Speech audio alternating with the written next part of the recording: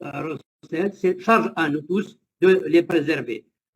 S'il vous plaît, pour gain de temps, on va vous faire passer une liste, enfin des feuilles pour s'inscrire dans les ateliers que vous aimeriez bien participer. Il y a les ateliers sur le TGDA, il y a l'organisation, il y a un atelier sur la transformation numérique, un atelier sur la préservation des données et un atelier sur les bonnes pratiques archivistiques. J'appelle, donc on fait passer, vous vous inscrivez dans un des ateliers. Ceci dit, vous pouvez avoir par la suite la possibilité de passer d'un atelier vers un autre par la suite. Mais pour gain de temps, on va faire passer cette feuille d'inscription maintenant. J'appelle sans trop tarder maintenant Monsieur Oultkada et Oultkadous Yassine. Monsieur Oultkada, puisque tout le monde a parlé du bureau des entrées, c'est un ancien du secteur de la santé qui a travaillé dans les bureaux des entrées. Il a le mérite, vraiment, il a le mérite.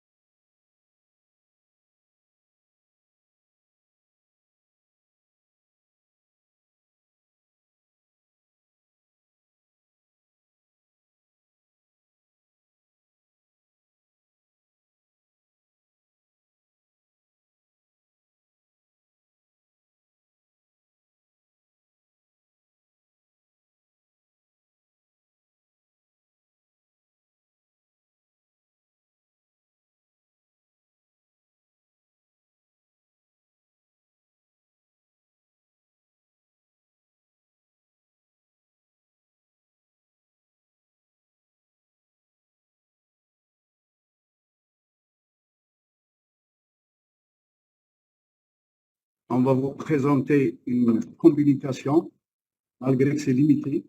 Moi, je vais parler de l'aspect juridique des archives et mon ami, le sous-directeur de l'informatique, va vous présenter le logiciel de gestion des archives au niveau de l'EHU d'Or. Donc, les archives hospitalières, je vais faire peut-être un rappel, parce que tout a été dit. Donc, les archives hospitalières concernent les malades, l'administration et le personnel hospitalier. Ils sont à conserver au sein de l'établissement. L'intérêt de la conservation des dossiers médicaux répond à la continuité des soins aux patients, à une réponse à une demande formulée par le patient ou ses ayants droit. C'est un moyen aussi de preuve en cas d'action de recherche en responsabilité civile et aussi pour permettre des études épidémiologiques ou cliniques. Avant de parler législation, je vais parler de la loi 88-09 qui est la loi cadre. Ce que j'ai retenu de cette loi, c'est que parmi les délais de conservation, la loi précise 100 ans à compter de la date de naissance pour les documents comportant des renseignements individuels de caractère médical et les données privées. Les modalités d'élimination aussi sont définies conjointement par l'établissement et la direction générale des archives nationales. Aussi, nous, c'est-à-dire pour les établissements de santé, on a reçu la circulaire 95-08 du 24 janvier 95 relative à la gestion des archives administratives. Cette circulaire, elle a expliqué les différentes catégories d'archives, la conservation des archives, le versement des archives, la communication des archives. En 2000, on a reçu la circulaire 301 accompagnée d'une note pour mettre en place des mesures de redressement, vu la situation des archives qui n'étaient pas aussi au niveau. Donc, la conservation du dossier médical est sous la responsabilité du directeur de l'établissement. C'est à lui de mettre en place tous les moyens pour permettre une bonne conservation des archives. Bon, les archives, il y a des multiples méthodes de conservation suite aux nouvelles technologies. Alors, je reviens à la loi 1811 qui a consacré 4 articles. Donc, tout patient doit disposer d'un dossier médical unique. Les structures et les établissements publics et privés sont tenus d'établir et de mettre à jour le dossier médical unique. Ils doivent protéger la confidentialité des informations qu'ils détiennent. Ils sont tenus d'assurer la gestion et la conservation des archives. L'article 445, Il parle des procédures et les conditions de classification et d'archivage, la durée et le mode de conservation et d'élimination du dossier médical tel que cité à l'article 292, ainsi que toute autre archive de la santé sont fixés par voie réglementaire. Et je crois que c'est l'objectif de ce séminaire qui va nous permettre de proposer des délais de conservation, des modalités d'élimination, etc. Et je vous remercie. Je passe la parole à M. Yassine qui va vous présenter le chef de loi. Merci.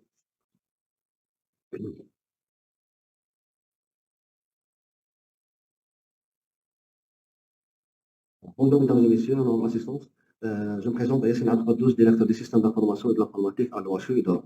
Permettez-moi de partager avec vous notre expérience sur l'utilisation du dossier électronique médical en quelques slides. Parmi les problématiques des archives physiques, la limite d'espace de stockage important requis, risque de détérioration et perte de fond de documents, difficulté d'accéder et de recherche de documents. L'objectif de la numérisation est bien et la dématérialisation en réduisant l'utilisation du papier et le coût de stockage physique. Faciliter l'accès, respecter les normes et des exigences légales, renforcer la sécurité de l'information.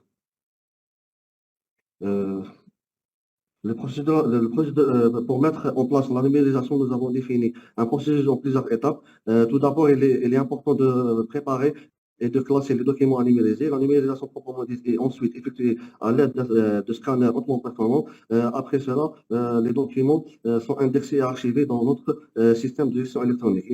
Et nous réalisons des contrôles qualité pour nous assurer de la fiabilité de fichiers numérisés. Le DEM est intégré complètement au système de gestion électronique des documents permettant de centraliser les documents médicaux et administratifs de chaque patient pour un suivi global. Le dossier électronique médical intégré permet de rassembler l'ensemble des documents. La mise en place de ce logiciel a permis de mutualiser l'information accessible. La mise en place du dossier électronique médical s'est fait en 3 étapes. Préparation technique des serveurs, identification des services d'hospitalisation, un recueil d'informations est fait, un paramétrage et une mise à niveau informatique. Et la 3e étape, c'est bien la formation de dossier électronique, la formation d'utilisation de dossier électronique médical. Jusqu'à maintenant, nous avons terminé à 100% le recueil d'informations, le paramétrage des dossiers médicaux et le déploiement dans tous les services d'hospitalisation. Voici quelques images sur la transformation digitale, le passage d'un dossier médical papier vers un dossier électronique médical. Et là, j'ouvre une parenthèse sur le paramétrage. Pour nous, le paramétrage, nous avons paramétré les dossiers médicaux avec une précision spécifique pour chaque service hospitalier. La gestion de rendez-vous aussi est complètement numérisée, le plan de soins, la prescription électronique et au final une synthèse qui regroupe le parcours du patient au niveau de notre établissement.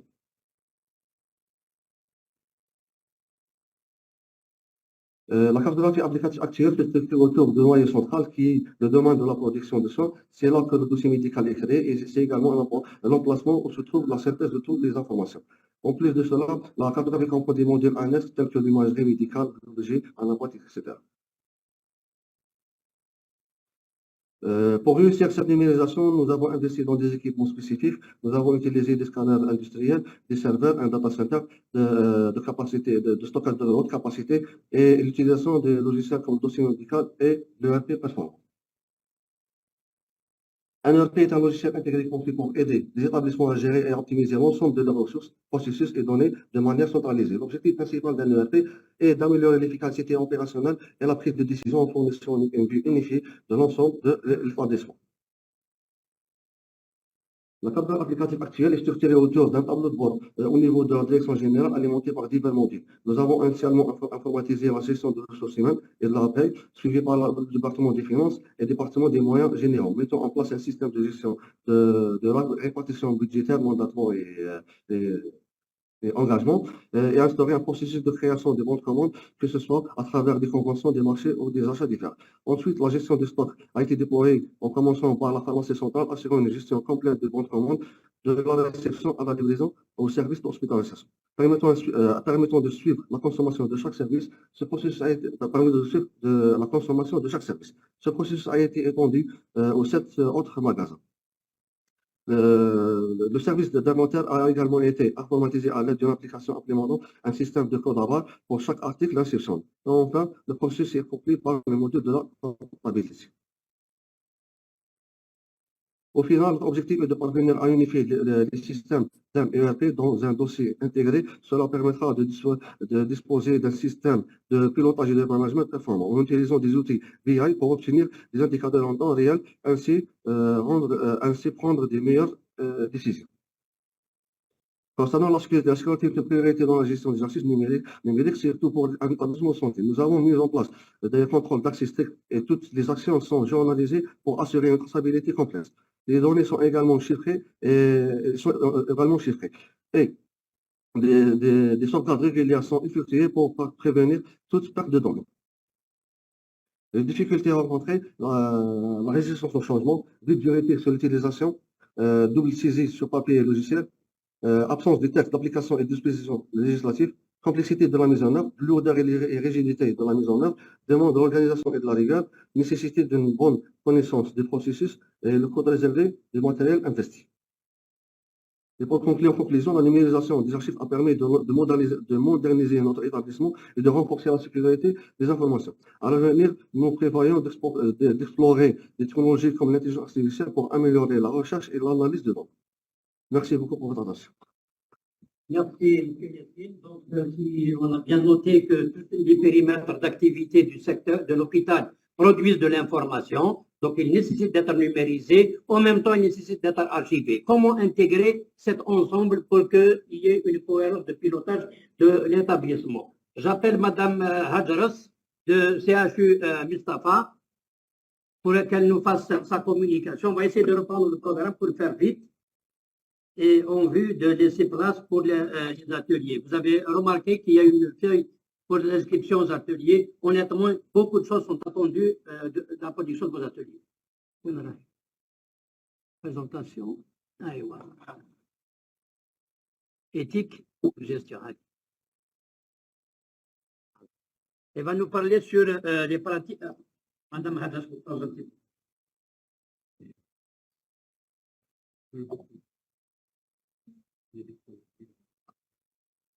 Bonjour, je me présente. Je suis archiviste analyste CHU Mustapha. Aujourd'hui, je vais vous présenter un thème qui s'intitule sur l'éthique de la gestion des archives médicales entre l'environnement papier et l'environnement numérique. راح نبين في الدراسة تاعي وضعية الأرشيف للهوبيدو وأوسي ما هي الأخلاقيات اللي لازم يتحلى بها الأرشيفي والصفات والمهام في لا جيستيون دارشيف. عملية مراقبة وتسيير وتصنيف الوثائق في المصالح والقطاعات الصحية هو أمر ضروري جدا، خاصة عندما يكون من طرف الخبراء والمختصين في المجال. ذلك يؤدي إلى تحسين وضعية النظام الإداري وتحقيق الكفاءة في التسيير، بالأخص عند الشروع في عملية رقمنة الأرشيف التي أصبحت ضرورية وحتمية في عصرنا الحالي.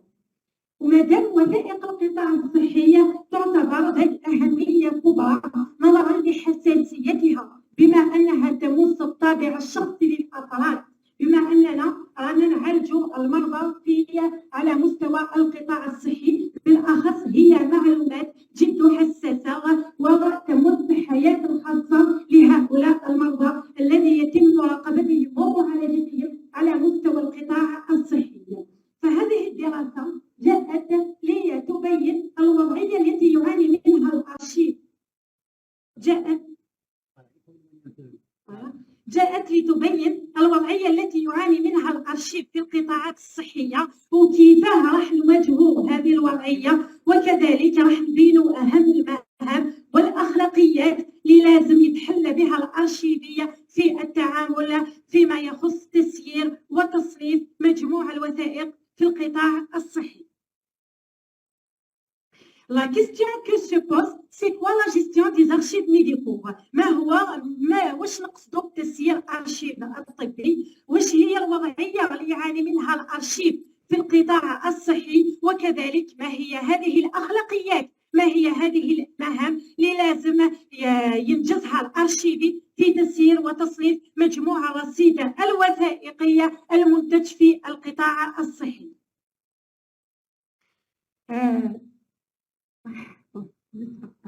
ما هو مقصود تسيير الارشيف الطبي؟ كي نهضروا على لا جيستيون دي زارشيف ميديكو، هناك مجموعه من الخطوات والمراحل اللي لازم يتبعها الارشيفي في تسيير مجموعه الرصيد الوثائقي. اول شيء لابد انه الارشيفي راح يعرف لو باركور دي دوكيومون تاعو، لو سيركوي دي دوكيومون تاعو. واش نقصدوا بهذا الشيء؟ انه لابد راح نتعرفوا على شكون انتج هذه الوثيقه، ولماذا نتجت بالاصل هذه الوثيقه، واش هو النشاط اللي انتج هذه الوثيقه. مسار الوثيقه هو امر ضروري جدا، لابد الارشيفي ان يتعرف عليه ويحسن كيفيه التعرف عليه. واش نقصد بهذه النقطه؟ انه الارشيفي كي يمارس المهام تاعو اهم حاجه كي يتعرف على لو سيركوي دي دوكيومون راح يحسن كيفاه يكمل في تطوير لو سيركوي هذا على مستوى المصلحه المنتجه.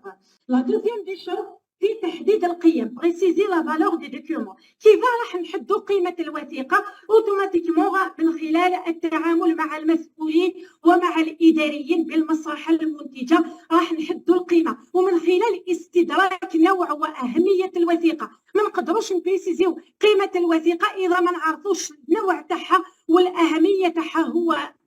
هو شيء مهم جدا. تحديد مده الحفظ، لا دوغي دو كونسيرفاسيون ما نحدوهاش هكذا برك، اوتوماتيكمون من خلال الاجتهاد والمثابره في كيفيه معالجه هذا الرصيد الوثائقي.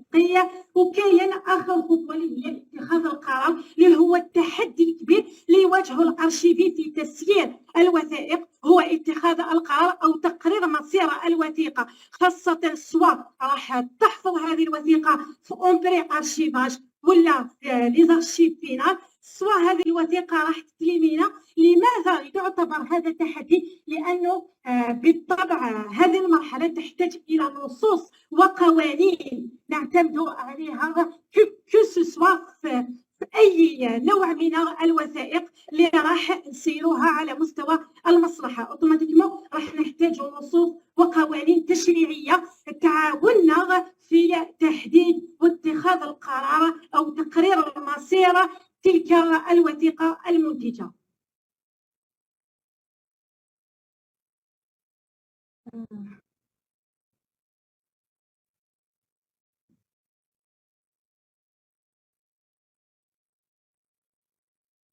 جبت فيديو فيه وضعيه الارشيف بالمستشفيات.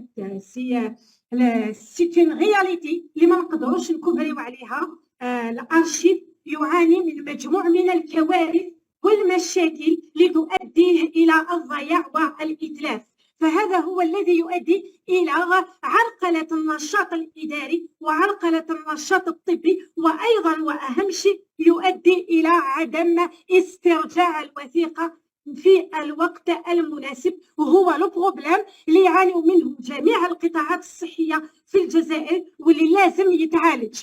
ان لازم نتخلصوا من هذه المشاكل، خاصة تسرب المياه، الكوارث الطبيعية، عدم وجود لماشين سبيسيال لإزالة الغبار لمجموعة رصيد الوثائقي المحفوظة، وكذلك حفظه والكونفيرمون للنورم والشروط الملائمة والمناسبة في تسيير الأرشيف.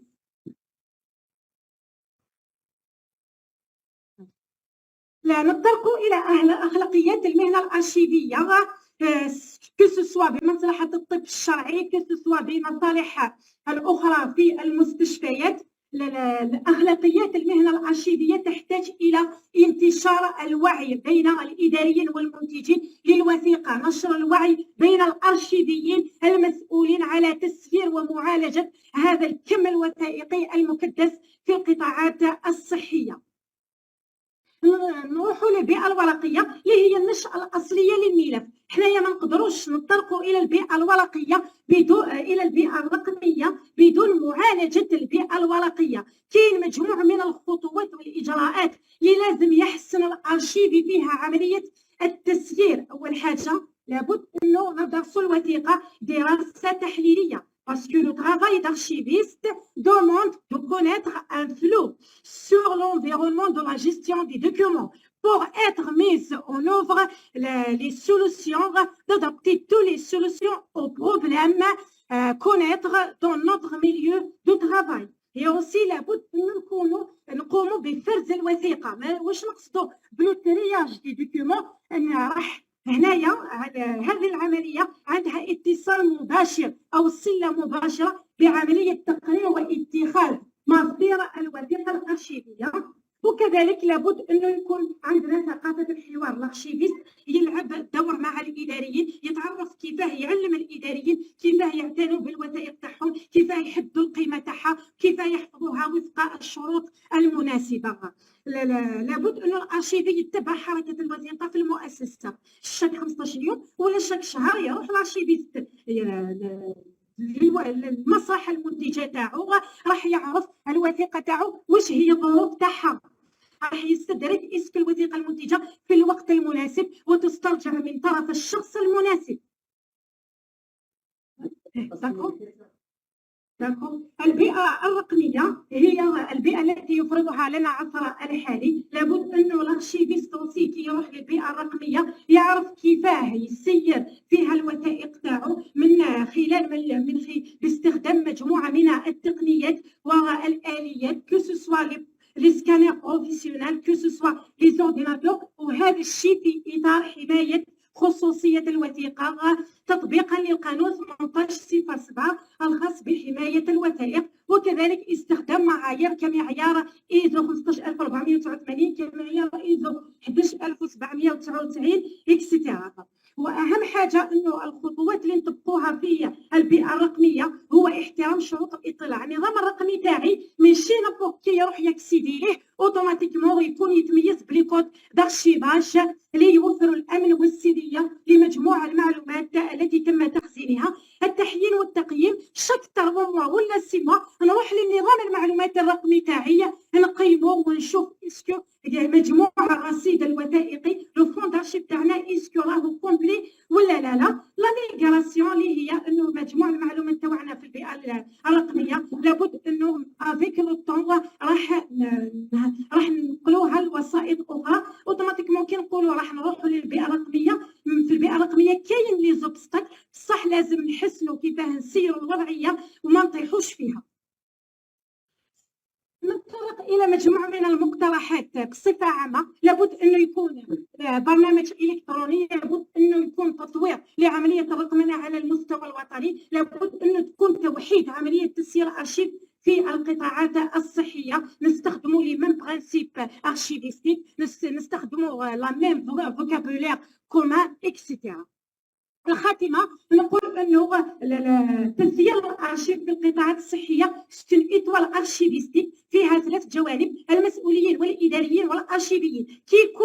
كيكون تناسق وتعاون واراده وتفاهم بين 3 الجوانب سوف نتحصل على نتائج ايجابيه، وسوف نتخلص من الوضعيه المره التي يعاني منها الارشيف في القطاعات الصحيه. شكرا. ميرسي دو فوتر اتونسيون.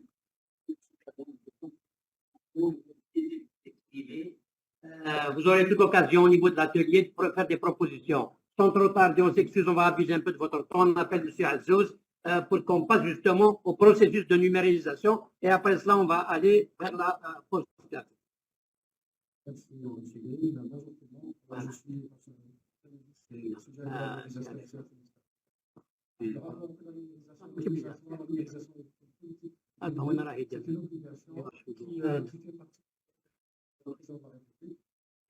La numérisation actuellement dans le domaine du terrain et dans les autres secteurs, quand elle explique qu'elle ne soit pas présente dans le domaine de la santé, les archivistes et l'archivage a une place centrale dans la numérisation.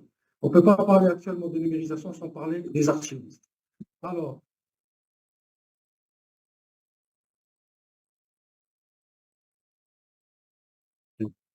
dans un processus de numérisation, il est clair que Alors, dans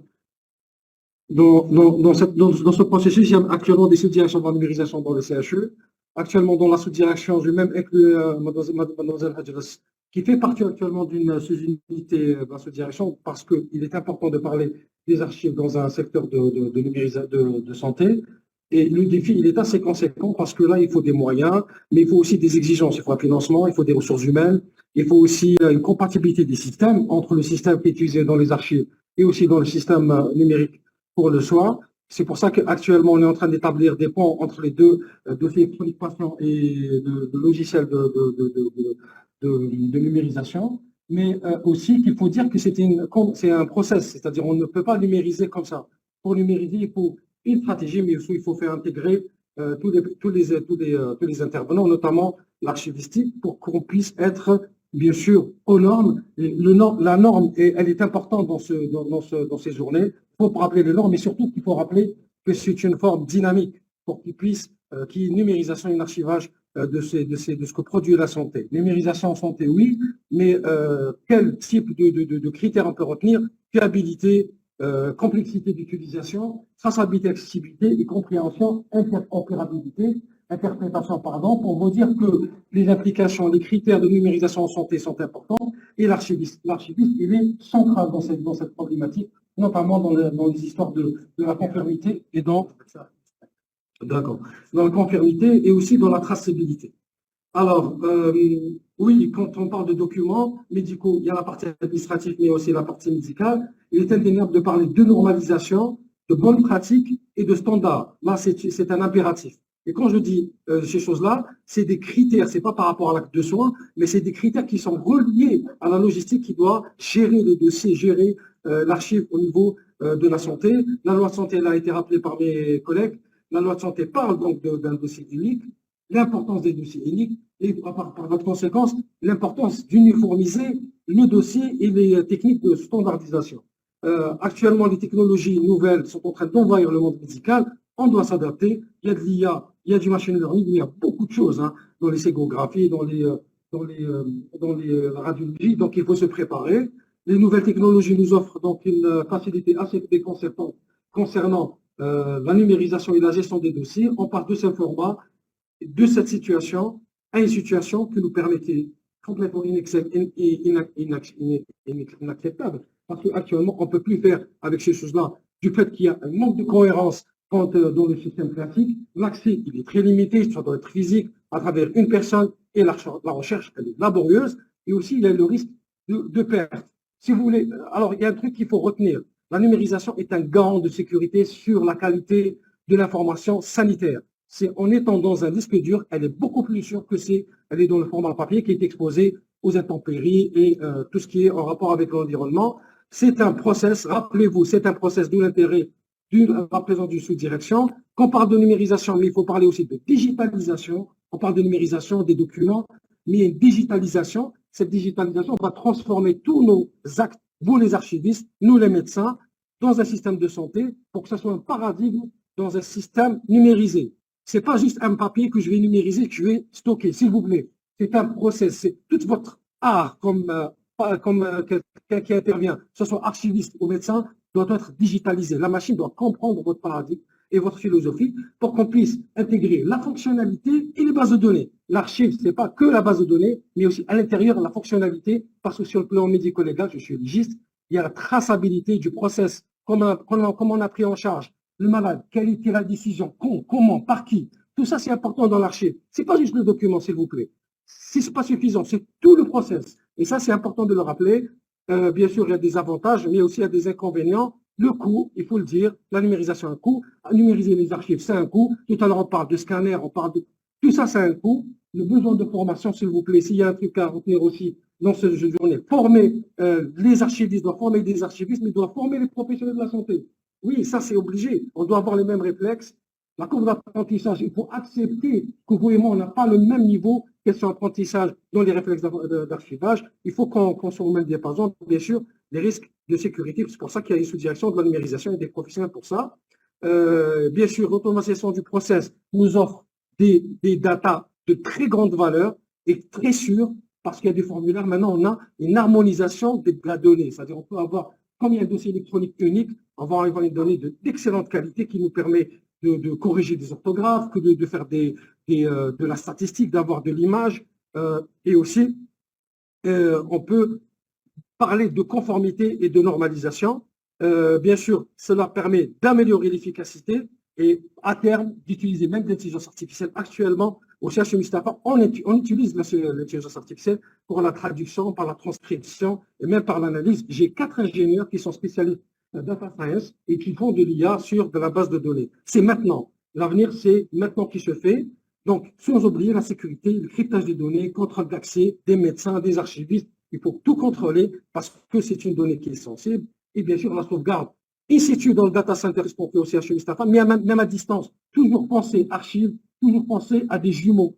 On a ici une base d'archivage, mais à distance, au moins 300 km pour préserver le deuxième jumeau des intempéries, tout en respectant la réglementation, mais aussi les règles de bonne pratique, c'est-à-dire la CIM 11 actuellement, le constat de décès qui est dans le journal officiel, qui doit être adapté partout, alors que ce n'est pas le cas aujourd'hui. Donc, ce n'est pas toutes les structures qui utilisent le même certificat de constat de décès, ce qui est, aux yeux de la loi, est un manquement. Et bien sûr, ça nous permet aussi de changer quand il y a de nouvelles réglementations. Normalisation, commencer par normaliser des actes, normaliser nos actes, pour ça permet de standardiser à l'échelle nationale, tout ça pour accréditer une structure de santé. À terme, c'est l'accréditation, c'est une politique de pays de toutes les façons. On est en train d'accréditer tous les secteurs, l'enseignement supérieur, la justice, mais la santé, on sera obligé d'y passer. Ça nous permettra donc d'harmoniser nos procédures, améliorer l'efficacité et avoir des normes qui sont actuelles, qui sont en accord avec les normes internationales. La qualité, cette normalisation permettra d'avoir une qualité de soins, ça c'est important, une accessibilité améliorée pour nos malades partout sur le territoire et améliorer bien sûr la communication médecin-médecin, médecin-malade et aussi, s'il vous plaît, professionnels de la santé plurielle, vous faites partie institution, et ça c'est important. Très bien, donc, et là, bien sûr, cet archivage et cette numérisation permettra de protéger nos données qui ne sont pas protégées foncièrement de les formats actuels, gérer le risque et surtout prévenir l'erreur qui peut être source de litige et même de poursuites judiciaires. L'accréditation permettra une évaluation externe. Votre tutelle pourra gérer à distance votre manière de travail et corriger à terme des mauvais réflexes et prévenir des problèmes qui vont s'accumuler, ça c'est important. Et l'amélioration continue, ça nous permettra de rester au diapason par rapport à une politique de santé, à une politique du pays, ça c'est important. Et aussi, il va y avoir la confiance publique. Nos structures numérisées, nos structures qui sont aux normes, le citoyen va nous faire confiance. Et ça c'est très important sur le plan soins. Le défi, c'est ma dernière plaque, Monsieur Green. Le défi, il est là. L'archivage et numérisation sont des jumeaux qui fonctionnent ensemble. Et ça nous permettra à terme d'améliorer l'efficacité d'un système de soins. La numérisation avec un archivage efficace permettra un système de soins optimisé pour tous nos concitoyens à travers la qualité de soins des patients, accès rapide à l'information, continuité des soins, l'optimisation des ressources, réduction du temps administratif. Il y a aussi l'efficacité opérationnelle. Il y a également la conformité légale parce que ça nous permettra d'être au diapason par rapport à une conformité réglementaire. Faciliter l'audit, et ça c'est très important dans un système pour voir est-ce qu'il est toujours à jour par rapport aux besoins d'une nation et aux besoins de la politique de santé. Gestion des litiges, il y a des documents qui sont utilisés par la justice, et là, le document, il est là, il est de bonne qualité, il est traçable, il est de bonne, et aussi disponible. Et économie de papier et d'espace, oui. Et en dernier, réduction du coût, revenons au coût. Tout ça, c'est pour le bien de nos patients et de nos concitoyens, et je vous remercie. Honnêtement, je suis ravi et il y a de l'espoir. Donc, vous avez la fiche technique qui vient de vous être distribuée. On vous invite à une pause café et rapidement, je vois qu'il y a une concentration. Il y a beaucoup de propositions qui sont faites. Chaque communication a été de mettre des propositions. J'espère que vous allez les prendre au niveau des ateliers. Pour qu'on puisse élaborer des actes séminaires qui vont constituer un fondement de la divulgation.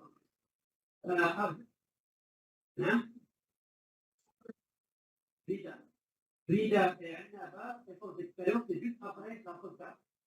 Très rapidement,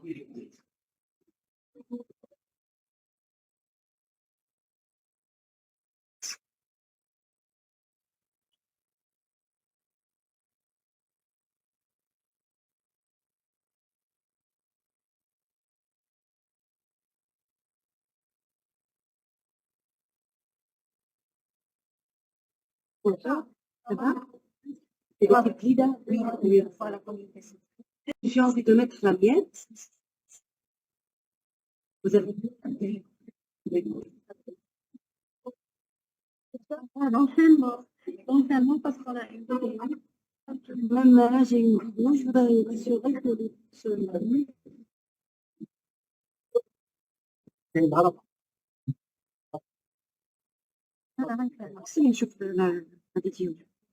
Pardon, c'est praticien, ça peut être c'est ça vraiment. Il y a de fascistes.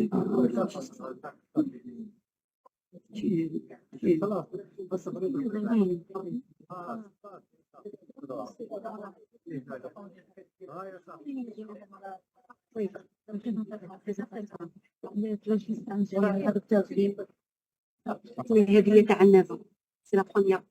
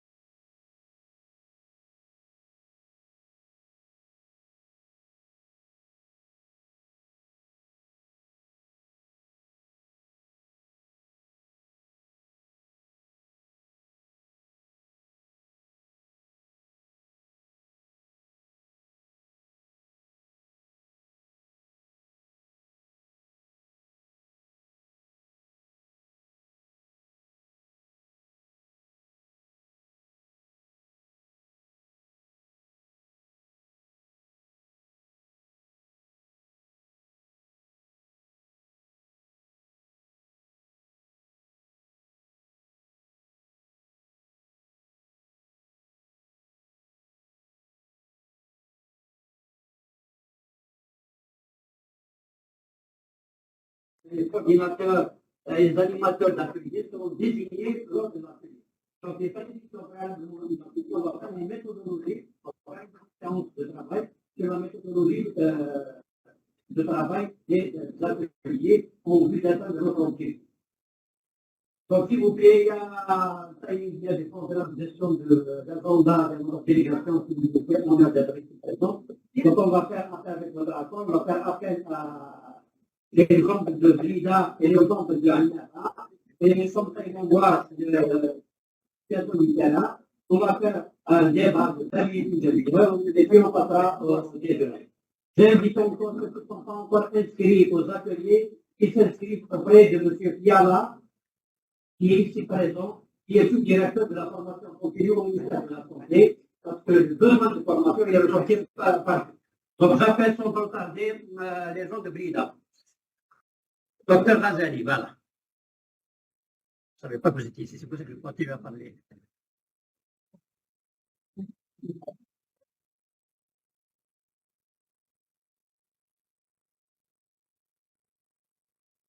Les présentations, les suivantes, ça c'est bien. C'est bon.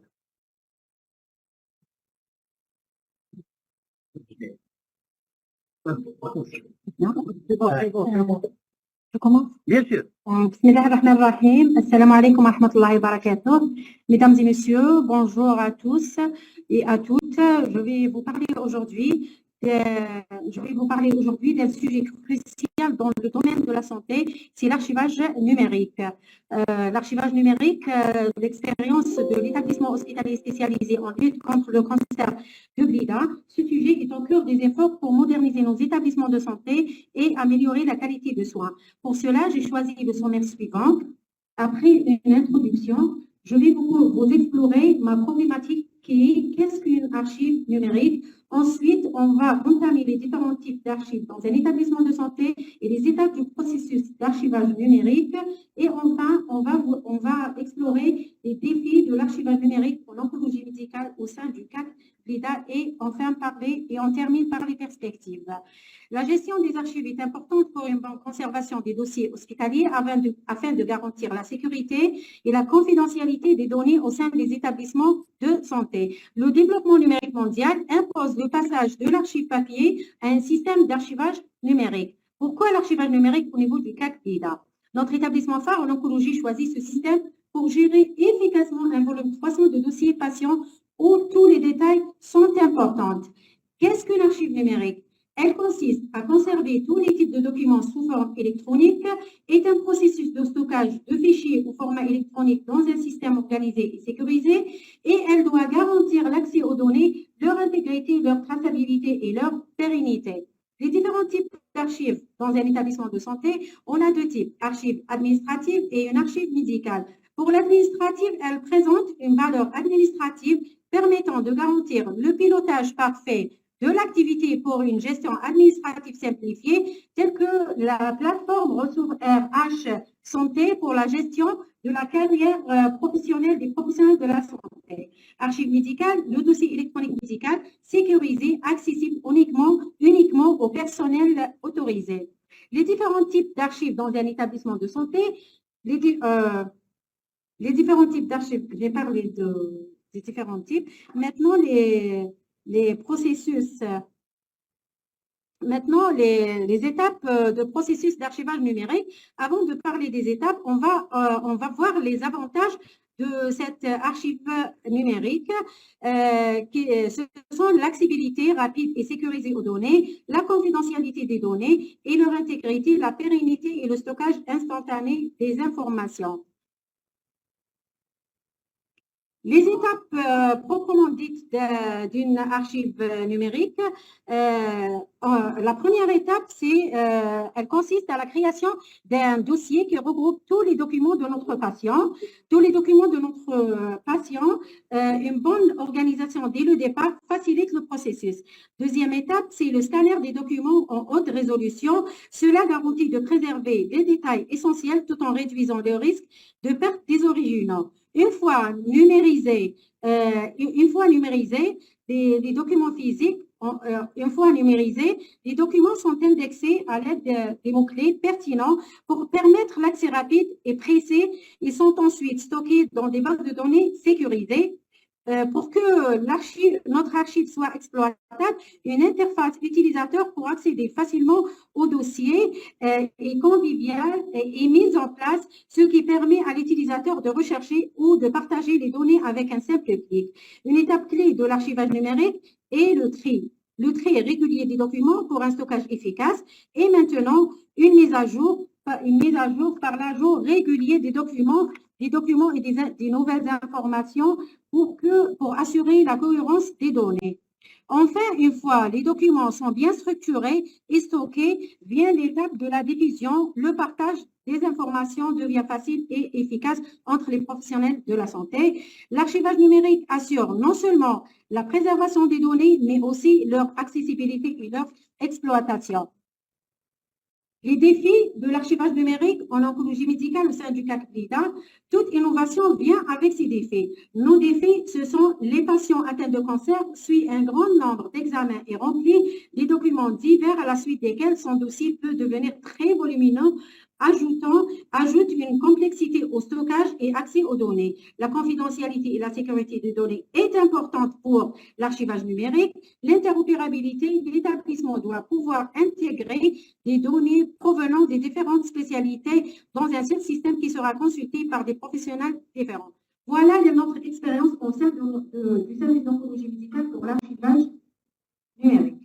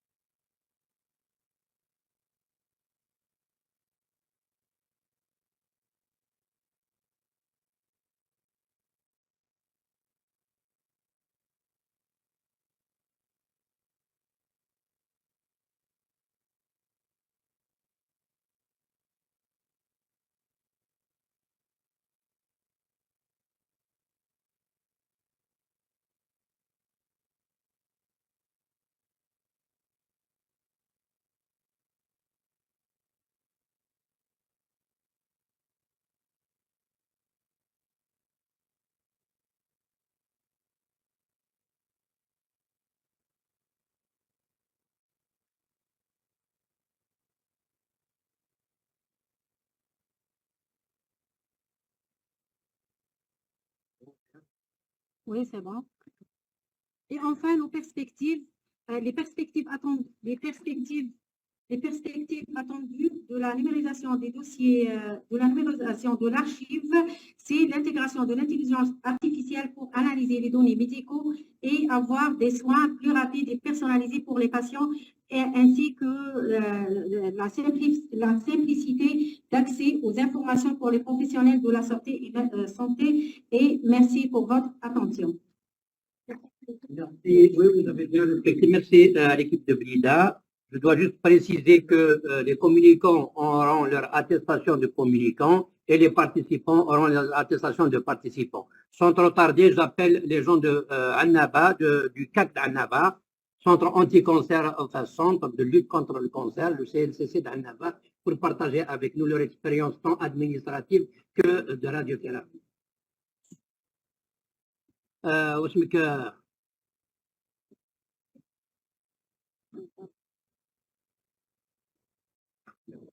ابني برك اللي يكسياشو عنابة ايوه في نهار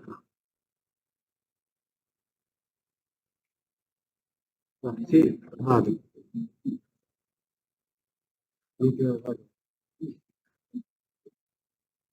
Bonjour tout le monde. D'abord, je me présente. Je suis professeur Naoud, médecin-chef du service de radiothérapie de Annaba.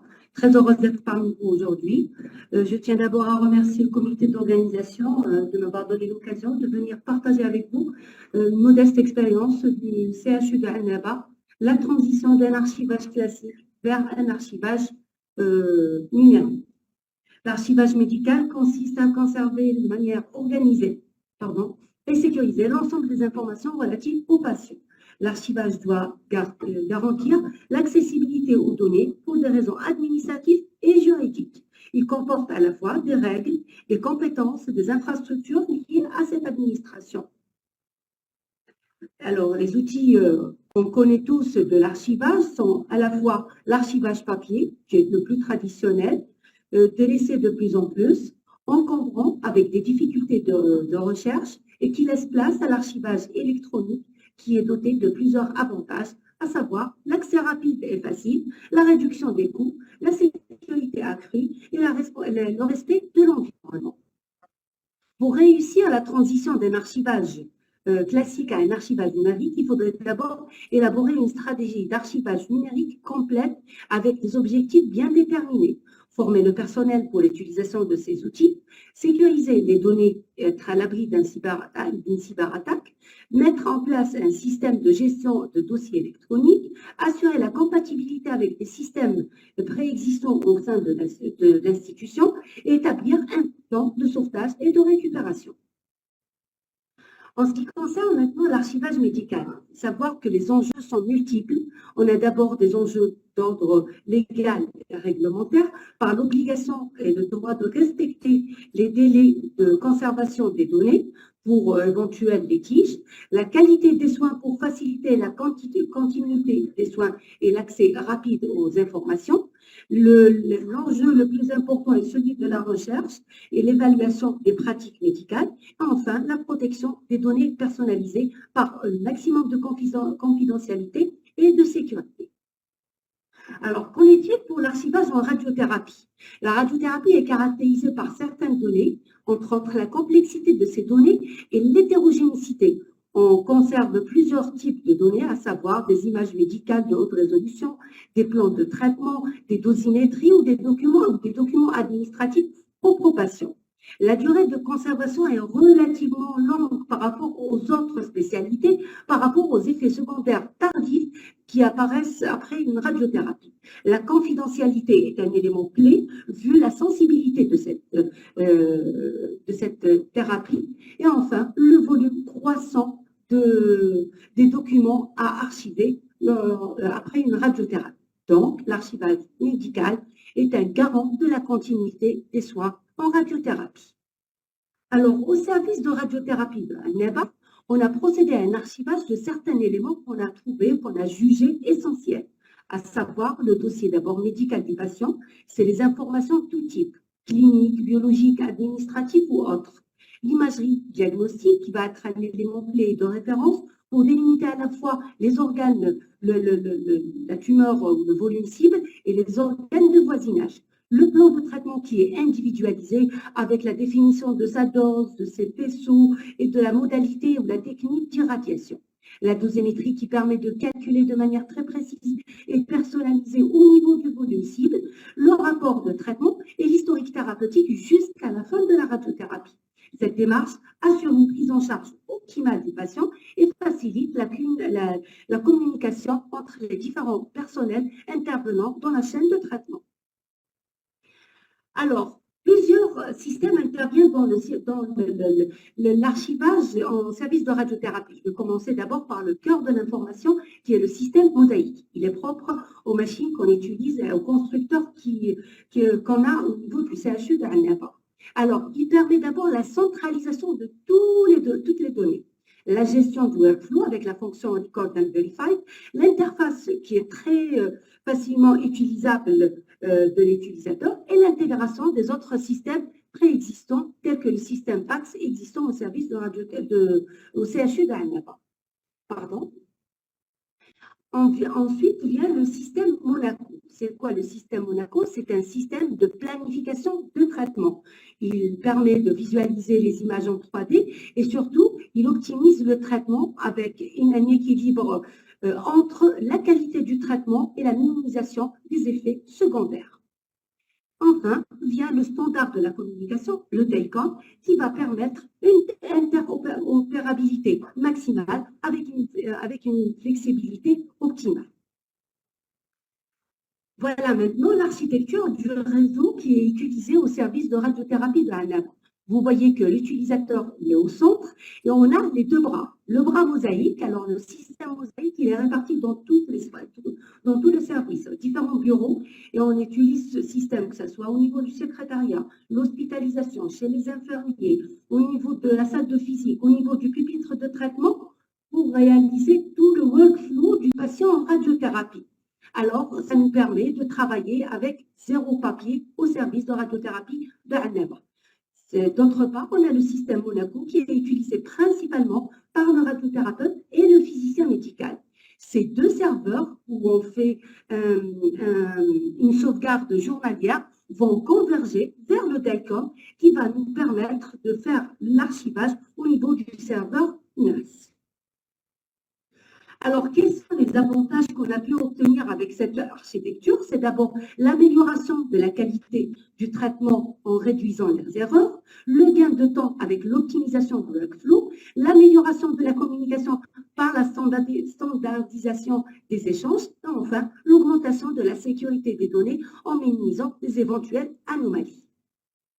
Quelles sont nos perspectives? C'est d'abord prévoir la croissance future des données. On est pratiquement en saturation en fin 2024. Garantir la sécurité, la confidentialité, la conformité réglementaire des données.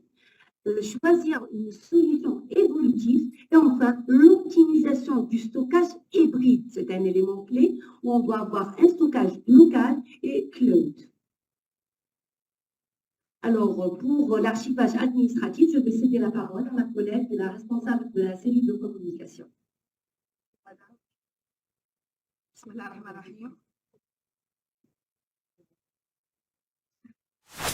Archivage administratif au CHU Annaba.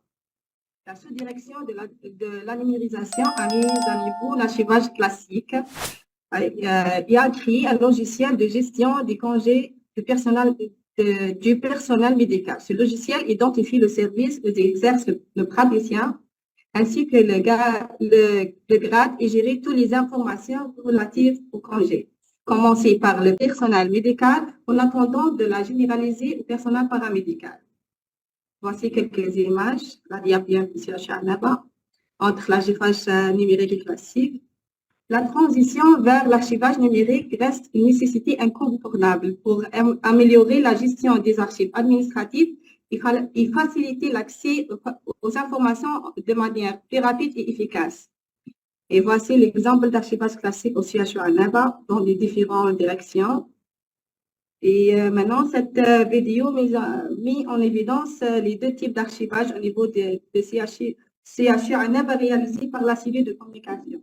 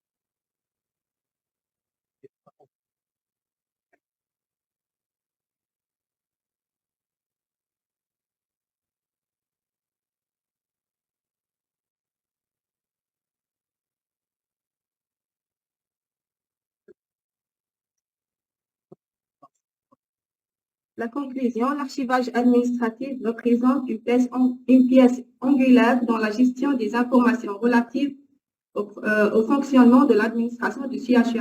L'archivage médical est un processus complexe qui nécessite une organisation rigoureuse et des outils adaptés. Il joue un rôle essentiel dans la qualité des soins, la protection des données personnelles et la recherche médicale. Quel que soit le méthode suivi, le respect de la réglementation en vigueur, les délais de conservation ainsi que la confidentialité des informations doivent être au centre de préoccupation des instances dirigeantes de l'établissement. La traçabilité des soins est un gage de qualité de sécurité et merci pour votre attention. Merci. Merci pour l'équipe d'Annaba d'avoir partagé avec nous l'expérience de service de radiothérapie, je dois préciser, et que Brida aussi nous ont fait partager leur expérience, tout comme le CHU Mustapha, ainsi que le HU d'Oran sur tout ce qui est numérisation. On note qu'il y a un dénominateur commun. L'ensemble des expériences montrent le besoin d'organiser et d'encadrer la fonction et le métier de l'archivage, de supporter par une numérisation et enfin préserver la confidentialité et les données des patients. Vous voyez la complexité de la thématique. C'est pour cela que cet atelier a été organisé. Vous avez entre vos mains une fiche technique qui parle des problématiques et des objectifs assignés. Sans trop tarder, j'appelle les communicants s'ils sont encore là. Et la parole est à la salle pour une partie de débat parce qu'il y a des gens qui m'ont demandé qu'il y a un besoin d'expression aussi des gens qui sont dans la salle s'ils ont des questions à poser aux communicants. Docteur Touami. Ah, il n'est pas là. Est-ce qu'il y a des questions? Oui, professeur?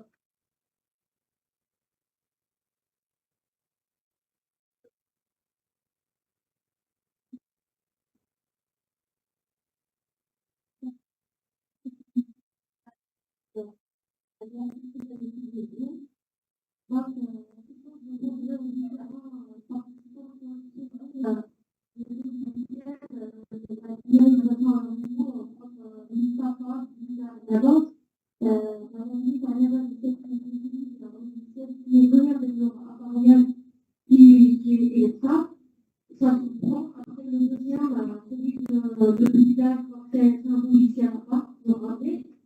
Et Moustapha, je ne sais pas quel logiciel il utilise. Nous, à utiliser de parenthèse imposée en logiciel, en IT, on n'arrive pas du tout à.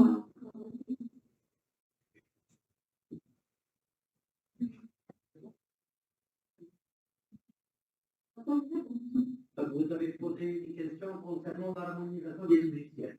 Non, pas du tout. En fait, je voulais savoir à Moustapha quel logiciel il utilise. Et puis, la deuxième question, qui c'est qui utilise le bien proposé par le ministère de la Santé? J'ai appris. Avec ou s'il vous plaît? Pour le Mustafa, si on entend les autres Mustafa, parfois souvent ils ont une délégation de la Corée, il y a une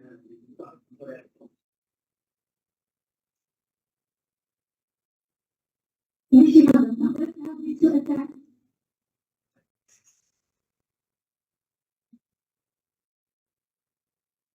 Alors, السؤال يقول من يستعمل البلدان في جاي من عند المنساب de la santé.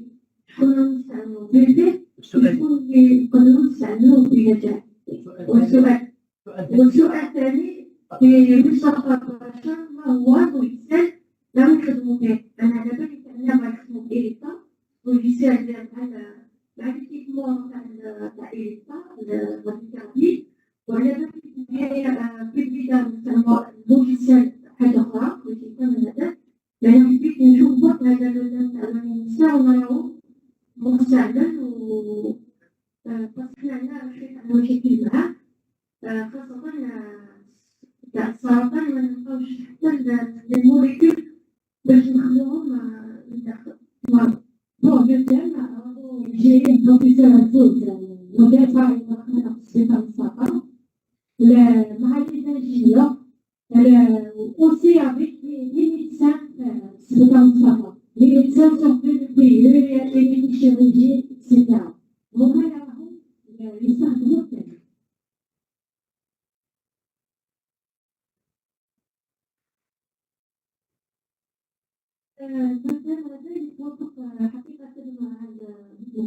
Les urgences, les EPH, les centres hyper spécialisés comme l'oncologie médicale, si vous voulez. Il y a beaucoup de choses à faire. S'il vous plaît, on va rester au niveau de la thématique d'aujourd'hui. Tout ce qui est après à l'archivage et à l'humanisation, ainsi que commentaire. Ceci dit, dans la question de la logistique, ce n'est pas tout à fait complexe. C'est surtout par rapport aux horaires. Les questions par rapport aux communications qui ont été posées. Oui.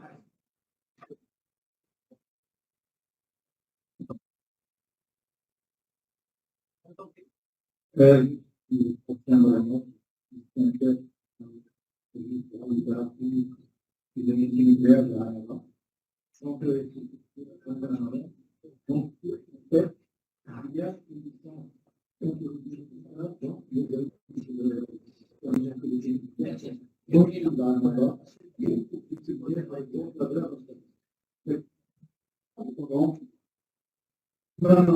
il y a une licence. On a défendu ça, tous les centres à l'État, et vous avez une licence oncologie médicale avec l'infrastructure et en plus,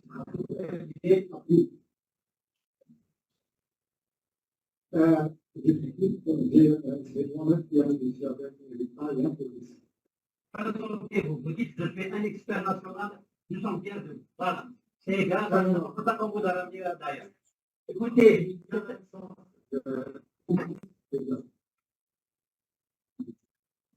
non, le logiciel existe. Il fait toute la partie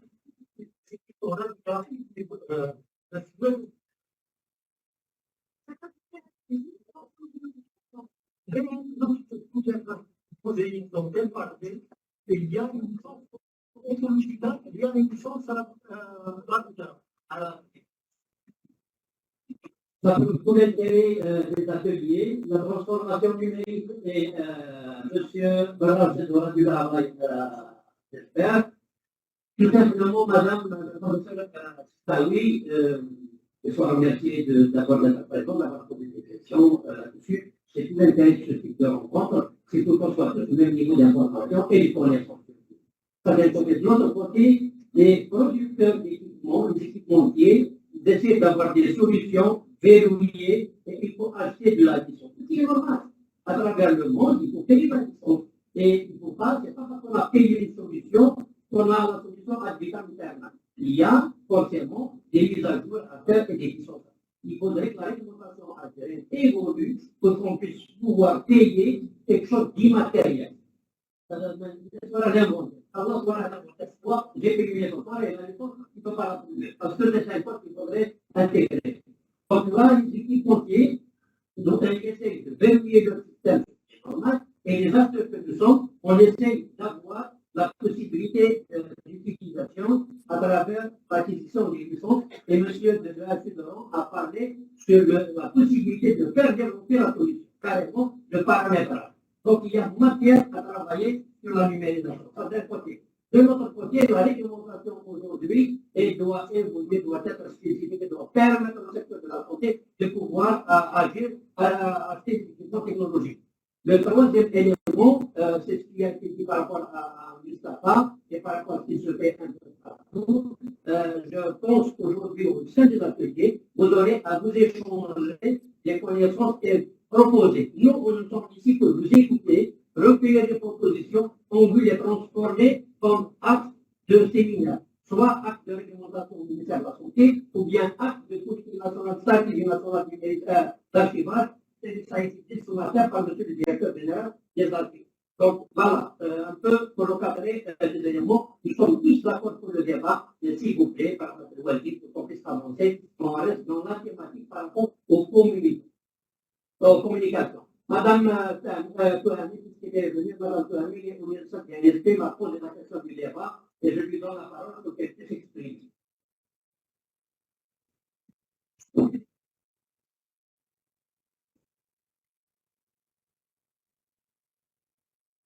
C'est insister sur l'intérêt de l'information sanitaire. C'est la thématique est très bien choisie. Parler de numérisation, parler d'archivage, c'est très bien, mais il faut aussi insister sur la qualité des données qu'on va archiver. Donc, connaissant la tenue des dossiers et des différents supports, là, il faudrait dire peut-être un mot par rapport au contenu et au mode de renseignement des différents supports qui existent au niveau des établissements de santé.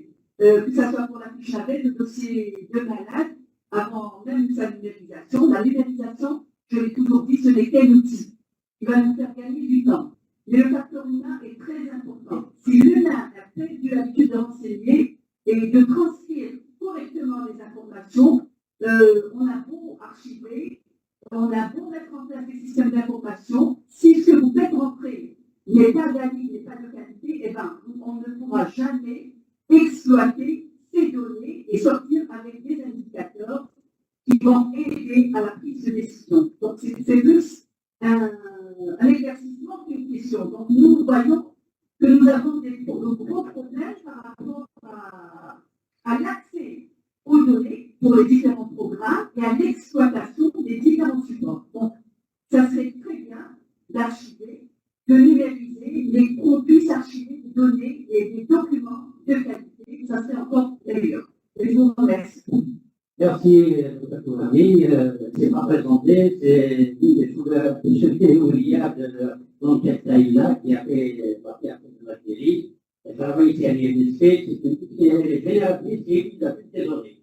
C'est pour vous dire que la donnée en santé, elle a une dimension, je l'ai dit en introduction, il y a la donnée médicale qui doit être préservée parce qu'il va de l'intérêt du patient et de l'intérêt du prescripteur. Le métier devient de plus en plus un peu angoissant et exposé à des risques. Le médecin a besoin de se protéger. Monsieur Zidane m'a parlé ce matin sur la judiciarisation de l'activité. Donc, le dossier médical, et c'est pour ça que nous avons mis tout là-bas. Le dossier médical, il est sous la responsabilité directe du chef d'État.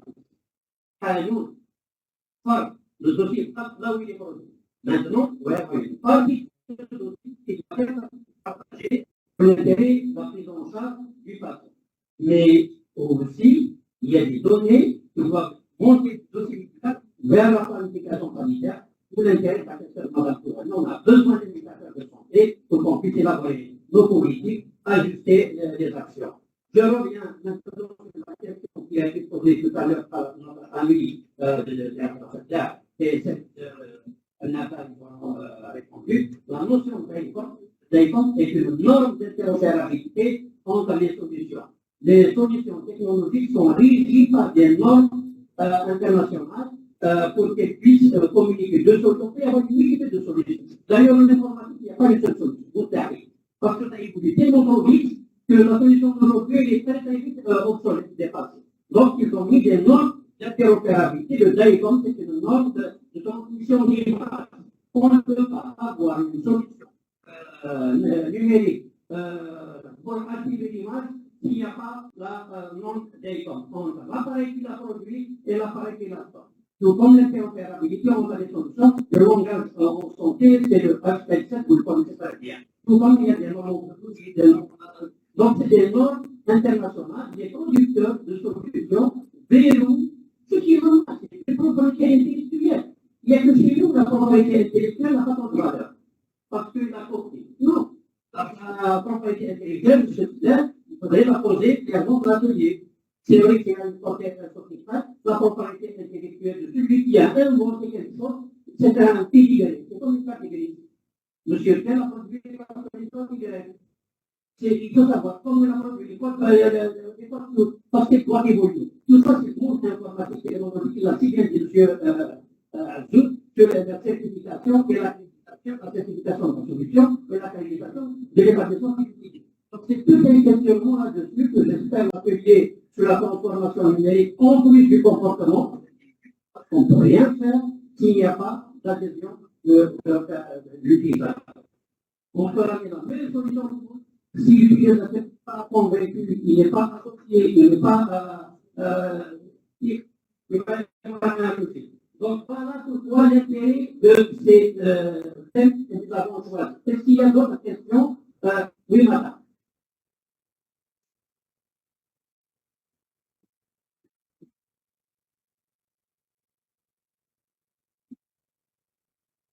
Bonjour. Je vous remercie et je remercie aussi ceux qui ont fait la présentation. Je me présente, c'est je suis ingénieur au niveau de la direction générale des archives nationales. Donc, j'aimerais juste attirer l'attention vers un détail qui n'a pas été abordé mais que je considère très important. C'est la prise en charge du côté du système d'information géographique. Puisqu'ils ont fait c'est par rapport à, par exemple, la cartographie des pandémies, la prise en charge, la réparation des médecins, la construction des hôpitaux, tout ça, ces indicateurs, on utilise des systèmes d'information géographiques, ça va muscler l'intérêt. Donc, c'est juste pour les établissements qui ont fait déjà des systèmes. Est-ce qu'ils ont laissé une ouverture pour l'adoption plus tard de coordonnées géographiques dans le système pour pouvoir passer, par exemple, si on voit la période du Covid et tout, comment gérer le courant, les problèmes du courant. Voilà, c'est. Très bien, merci madame. Je remercie M. Barras qui vient d'arriver et on va parler de son atelier. Sincèrement, l'atelier de transformation numérique risque de prendre beaucoup de débats, mais tout simplement, il ne faut pas oublier, ça c'est qu'aujourd'hui, la technologie est trop vite. La vitesse du développement de la technologie et de l'absorption de l'utilisation par les utilisateurs est plus importante que la vitesse d'évolution des textes alimentaires.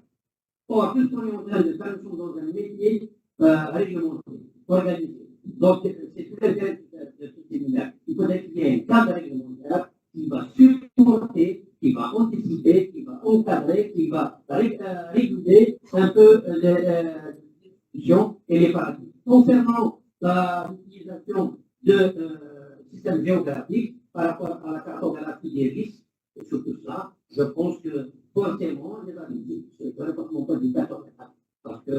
pas été abordé effectivement. Ce n'est pas cette pourrait être un output par la suite dans vos ateliers en termes de représentation, en plus de structurer l'archivage des activités de santé produites dans cet établissement, en plus de numériser cette activité, il faudrait une utilisation peut-être du mouvement des populations.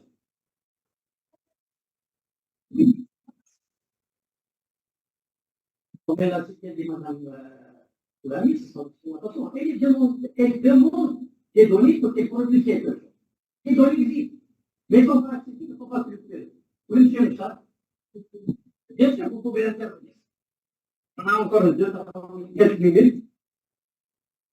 Vu que l'application pour la direction générale des archives, oui, c'est très possible de couvrir la fonction géographique parce que les hôpitaux sont placés selon les volets et les proportions. Donc, nous, par exemple, à une place, nous avons par exemple un local, area, network.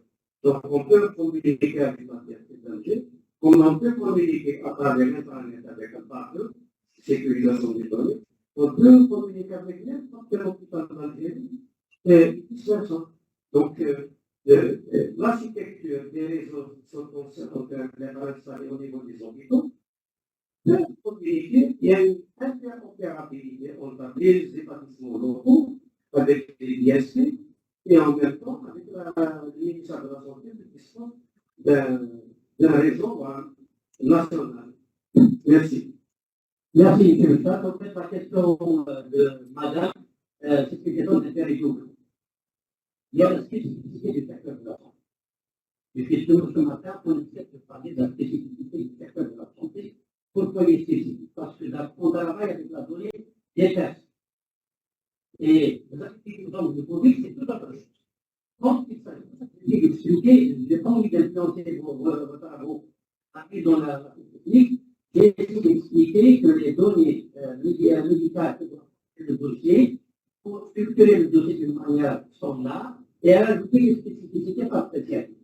Dans le dossier standard, il y a une partie, une grande partie, qui est régie par l'éthique, la morale et la réglementation. C'est pour l'intérêt du patient et l'intérêt du prescripteur.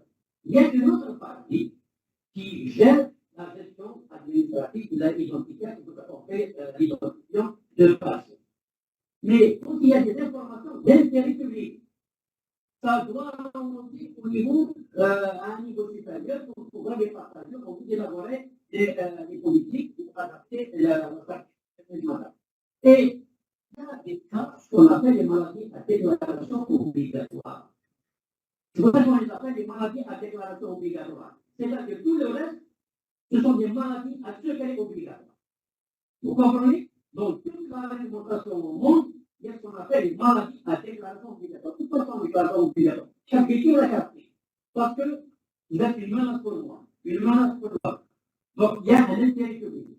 Celles-là, elles sont régies par une autre mentalité et un autre cadre réglementaire. Donc, le cadre de la Covid, c'est une pandémie mondiale. Il était nécessaire on passe la notion de secret et réglée autrement. On passe à une nécessité de tracer de patients, mais je ne sais pas si vous avez bien compris la différence qui vient de tout. Donc, la donnée médicale, il faut bien la structurer, il faut bien la cibler, il faut bien l'explorer. Il y a une partie qui vont bien il faut qu'on l'explore, il faut qu'on la liste très vite parce qu'il y a une menace. Il y a des indicateurs qui doivent remonter pour gérer la planification. Il y a des indications et des indicateurs qu'on doit laisser plutôt en secret. Donc, comment structurer tout cela? Avec l'avenir de la technologie, la formation circule très bien. Il y a, je pense que je vais le dire à ça fait des choses que j'ai rencontré hier soir. Il m'a dit actuellement il y a un sondage à travers le monde. Où la caractéristique des hôpitaux soit 750 000 données. Ah oui, bien sûr. Pour vous dire. Donc, il faut être d'accord, structurer d'accord, sécuriser. Donc, il y a un écosystème sur lequel, moi, gagnez-vous, on doit s'adapter et on doit se prévenir. Par exemple, je ne sais pas si vous avez bien saisi la différence de la géolocalisation du mouvement de la personne quand il s'agit d'intérêt public et le reste, c'est tout fait. Oui, madame. c'est Dr. Wadi, médecin de travail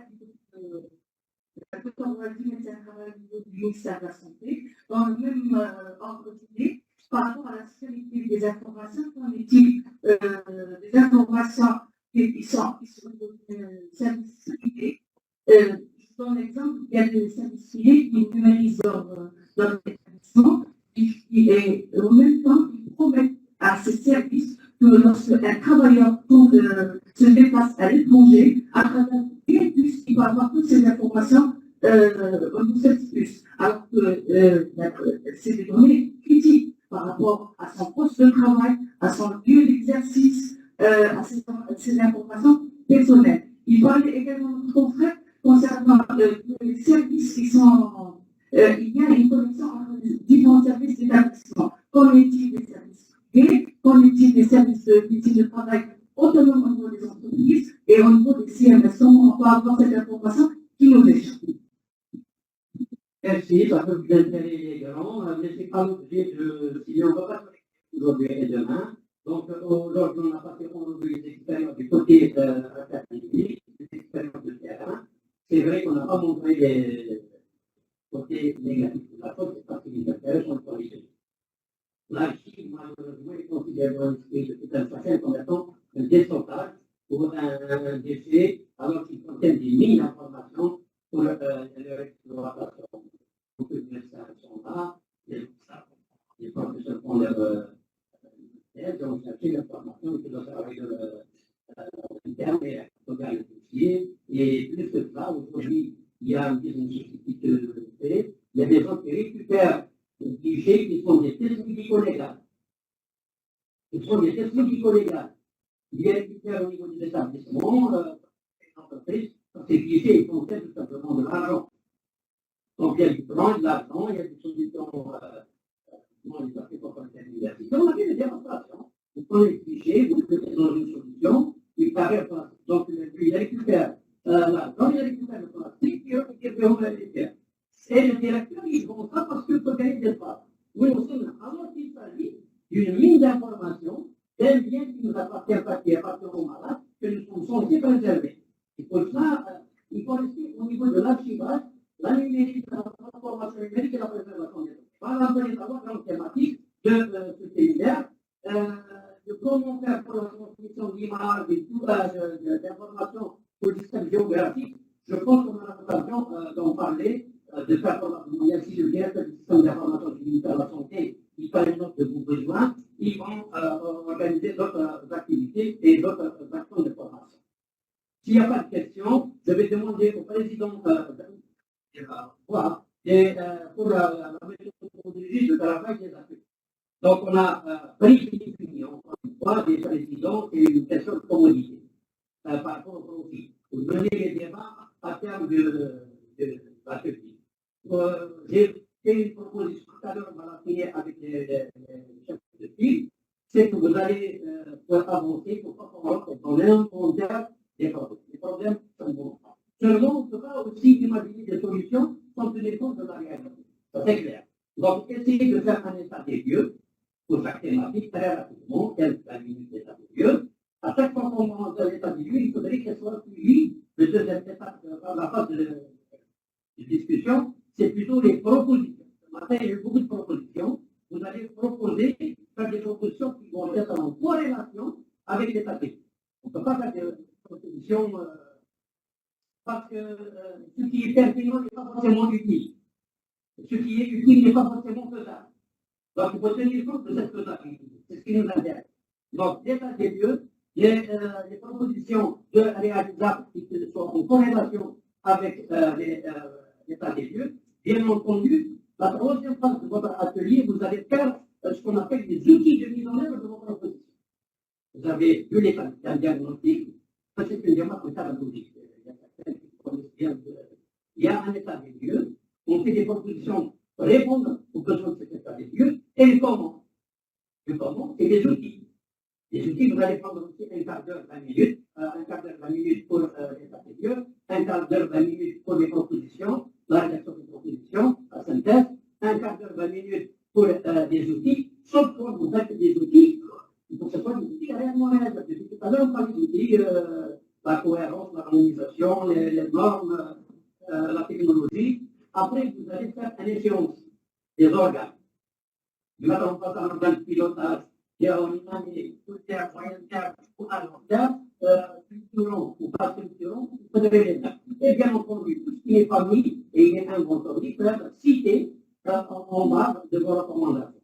Voilà un peu la méthodologie qu'on vous propose pour les ateliers. Donc, vous allez désigner un rapporteur, vous allez désigner un secrétariat qui va accompagner le rapporteur et le président d'atelier. Le président d'atelier, il est là beaucoup plus que vous déclarez. Comme dit presque, seule la connaissance de la réalité du terrain nous permet de changer cette même réalité. Voilà, si on ne vous écoute pas, on ne connaît pas la réalité, on peut imaginer sombre. Mais quand on met à l'épreuve du terrain, ça risque de ne pas marcher. C'est pour ça qu'on peut également confronter, on essaie de vous écouter beaucoup plus. Et l'animateur, le président d'atelier, va être beaucoup plus un animateur tel dirigiste. Il va vous écouter, il va faire la synthèse, et vous avez demain, où on va évaluer une séance de plénière, il va y avoir une restitution de ces recommandations après avoir entendu une session consacrée à 2 solutions technologiques, une développée par une équipe qui est présente sur les questions de tout à l'heure, et une autre, c'est des jeunes étudiants qui ont été proposés par la direction des nationales, par la direction générale des archives nationales. Donc, c'est tout l'intérêt un peu de ce séminaire. Une fois qu'on a compris l'aspect technologique demain par les présentations, il va y avoir la lecture des recommandations qu'on aura tous à valider ensemble. Et il va y avoir des actes du séminaire qu'on va écrire, qu'on ne va pas écrire, ce qu'on va mettre dans l'accord fait, ce qu'on va mettre dans à côté, et ce qu'on va mettre en avant. Voilà un peu la méthodologie de travail. J'invite les présidents d'ateliers à rester au sein de la salle. Et on va, il y a un déjeuner qui est donné juste qui est à côté. Et on revient, il y a la salle A, la salle B et la salle C. J'ai oublié de dire. Les 4 ateliers, il y a un secrétariat commun à tout le séminaire atelier qui est extra. Avec des attachements, avec des laptops, avec des secrétaires. Donc vous aurez à écouter, à rédiger, à écrire sur PowerPoint ou sur Word. Demain, vous allez bien discuter. Et on peut travailler jusqu'à minuit, pour ceux qui viennent d'ailleurs, pour ceux qui sont venus aujourd'hui, ils vont s'inscrire ici parce qu'il y a de l'hébergement et la prise en charge qui est assurée ici. Donc, on aimerait bien avoir une liste pour qu'on la Monsieur le directeur général de l'ESP nous invite à un déjeuner ici dans son art. Merci.